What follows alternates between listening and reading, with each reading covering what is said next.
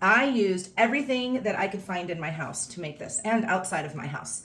The eyes are made out of stones, rocks that I got from, you see that? The garden. I have lots of river rock in my garden. And I gave him one hazel eye and one blue eye. Can you see that? Yeah.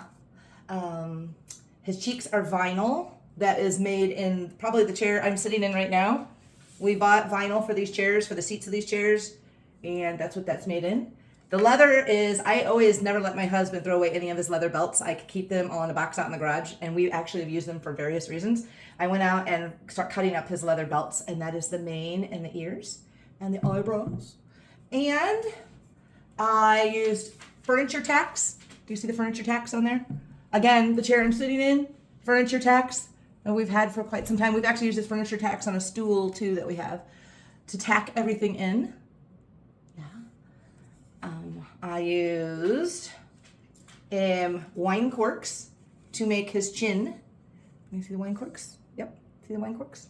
I used multicolored rubber bands, which this was a decision I had to make. I really actually liked keeping them all multicolored, but I decided to paint them black just so they didn't distract. But I thought that they looked real fun and whimsy. I decided to paint them so they wouldn't distract. I wanted to keep it because I think about paint horses. Paint horses are the ones that are like brown and white or black and white and they have spots all over them. So I wanted to keep the look of the shoe last. I wanted to keep I'm so happy because there was like 2 wood ones in there and I got one of the wood ones and it is so cool because I just love the colors and I wanted to keep those and I wanted you to be able to see the writing on them. This is like history. It's like St. Louis history. We were a shoe manufacturer place many moons ago. I painted the ears a little bit, the tips of the ears, because he's a paint, but he's also like a bay. So he's got the black nose and the black ears.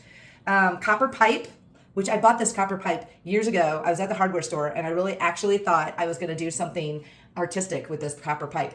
I did, but I think I bought it like 15 years ago and it has transported from our old house to our new house and it just sits there. And finally I was like, ooh, copper pipe.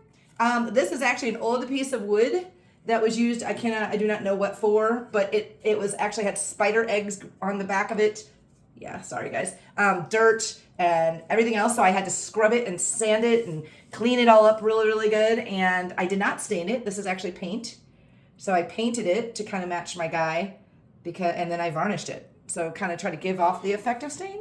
And these guys right here are actually, we bought these to put on something so our wood floor wouldn't get scratched. They're furniture fuzzies that you put on the chair. So when you slide your chair back and forth, it doesn't dig into the floor.